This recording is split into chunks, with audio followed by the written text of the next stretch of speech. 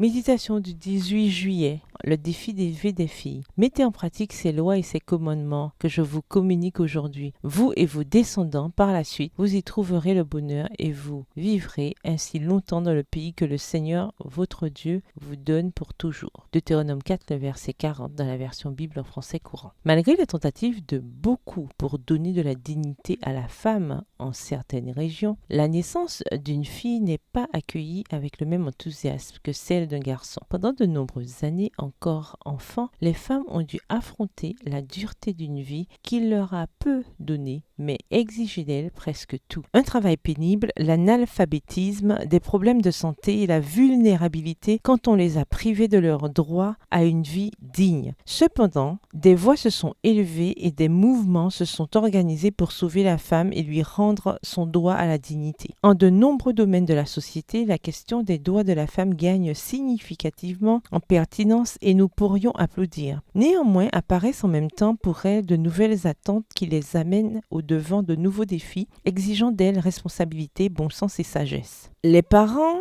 qui ont été bénis de la naissance d'une fille ont à la fois un grand privilège et un grand défi. Sur eux retombe le devoir d'élever un être humain pour un monde où une cohabitation saine et harmonieuse entre hommes et femmes est urgente. S'il est vrai que la femme doit défendre ses droits, il est aussi vrai qu'elle doit le faire depuis ses propres tranchées, sans bafouer ceux des hommes. La confrontation, l'usurpation des rôles et la violence ne font que déchaîner une lutte de pouvoir qui provoque le chaos social et une perte d'identité chez les deux sexes. Chère amie, qui êtes mère d'une ou de plusieurs petites filles, il est nécessaire de montrer l'exemple et de montrer l'exemple devant nos filles, le modèle de femme créé par Dieu en Éden. Quand complété par les vertus masculines, les qualités féminines comme par exemple la douceur, la bonté, la grâce, la sympathie, la créativité, les aptitudes à communiquer et la sensibilité permettent aux relations interpersonnelles d'être positives et satisfaisantes et en même temps d'honorer le Créateur. Bonne journée, que l'Éternel vous bénisse.